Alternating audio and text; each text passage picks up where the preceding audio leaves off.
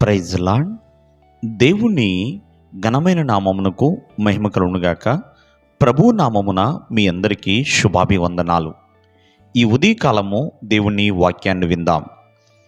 కీర్తనలు 119:76. నీ సేవకునికి నీవిచ్చిన మాట చొప్పున నీ కృప నన్ను ఆదరించునుగాక. ప్రేమైన వాళ్ళరా, మరి దేవుని కృప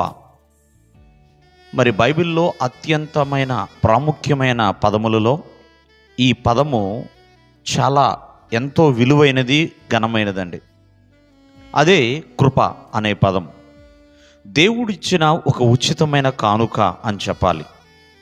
మరి అటువంటి ఉచితమైన బహుమానాల్లో దేవుని కృప మిక్కిలి ఘనమైనది.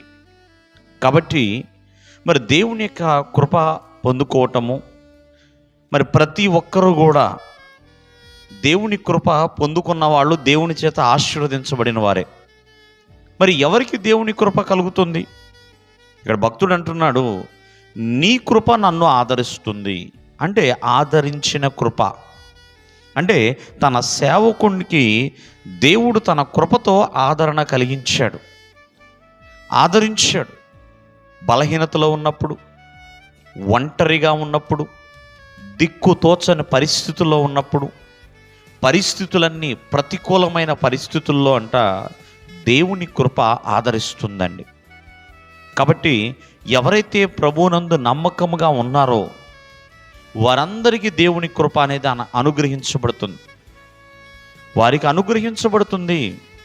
ఆనాడు దీనురాలైన ప్రియమైన వాళ్ళరా మరియా ధన్యురాలైందంటే కారణము దేవుని కృపను బట్టే. దేవుని కృప ఆమెకు ఉన్నది కాబట్టే, ఆ కృపని నమ్మింది కాబట్టి ఆమె జీవితం అంతా ధన్యత పొందుకున్నది.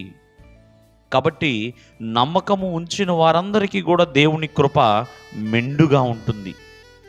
దేవుని ఎడల ఎవరైతే ప్రేమ కలిగి ఉంటారో ఆ ప్రేమ కలిగిన వారందరికీ కూడా దేవుని కృప ఎల్లప్పుడూ కూడా తోడుగా ఉంటుంది. ప్రేమైన వాళ్ళరా, మరి దేవుణ్ణి ప్రేమించాలి. ప్రభువుని ప్రేమించే వారిగా ఉన్న వాళ్ళకి ఖచ్చితంగా దేవుని కృప అనుగ్రహించబడుతుంది. దేవుని కృప బలపరుస్తుంది, దేవుని కృప ఆదరిస్తుంది, దేవుని కృప ఎల్లప్పుడూ తోడుగా ఉంటుంది. కాబట్టి అటువంటి కృపలో ఎప్పుడు కూడా పాలి భాగస్తులు కావాలి తప్ప దేవుని కృప నుండి దూరంగా వెళ్ళిపోకూడదు. ఇక్కడ సేవకుడు చెప్తున్నాడు, నీ కృప నన్ను ఆదరించింది, నీ కృప.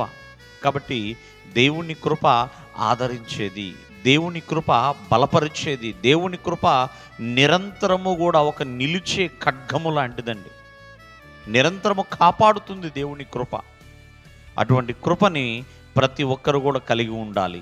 దేవుడు మిమ్మల్ని ఆశీర్వదించునుగాక. ఆమేన్.